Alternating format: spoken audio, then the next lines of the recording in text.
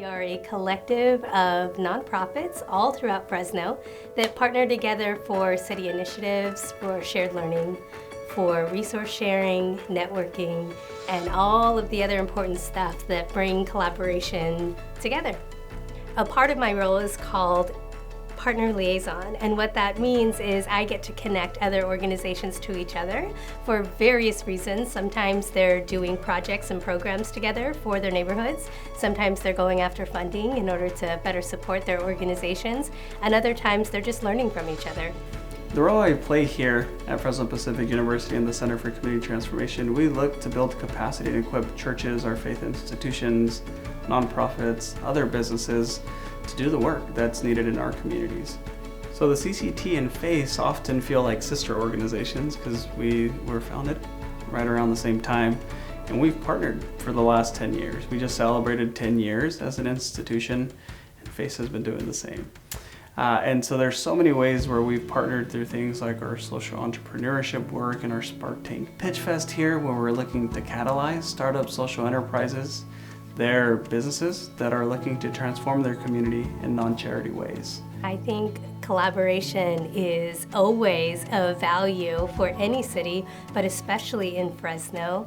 I think not only is there higher impact when people come together around an issue and give voice and advocacy to that, but also there's the ability to have shared relationship with each other to empower residents to a greater capacity when we work together, and also the shared learning continues to elevate our ability to implement the things that we bring to our neighborhood and know how to do it, why it's important, and do it well when we're able to do so in collaboration. We have 500 kids plus here. So 500 plus kids and their families. And a dream that I have for Robinson and for the neighborhood is that every child would feel seen, heard, and loved.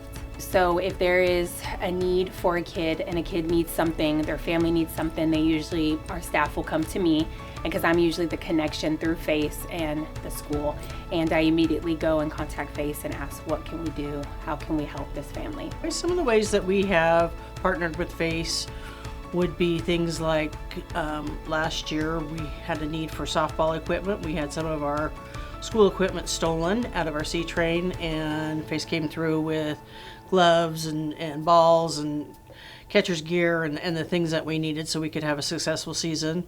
We have students that are getting tutoring weekly as a result of our partnership. I can't think of anything that I haven't said, hey, we need some help with that FACE hasn't been right there to assist with. Even down to the first year I was here, we had kids that needed mattresses, and they got mattresses for their rooms. Yeah, FACE has been connected to other neighborhoods in a variety of different ways. They have connected with a sister neighborhood, El Dorado, in multiple projects, but one of the most consistent has been around food security and food distribution. Also just different trainings and staff sharing, and then FACE has also connected with other neighborhoods throughout Fresno.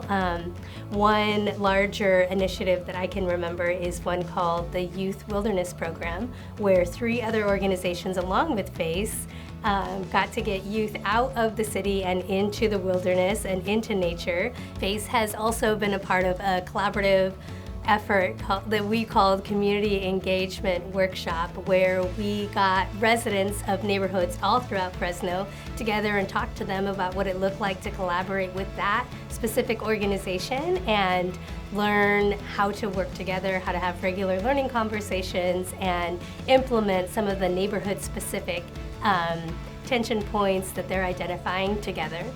FACE itself has actually become a best practice model, not just in our programs like our Certificado program, which serves Spanish-speaking pastors and lay leaders in our Central Valley, but it's something that I've actually been able to share with so many national networks across the country in places like Princeton and Duke University that are actually looking at Fresno as a best practice hub for what the world is catching up to now. Part of what FACE prioritized was giving people this essential lily pad, where oftentimes here in Fresno, and we have one of the highest incarceration rates across the country, people are coming out of prison, showing up to FACE's doorsteps and a lot of doorsteps of churches in our city, And only to realize that about when someone has a felony in Fresno, they don't qualify for about 60% of the jobs here.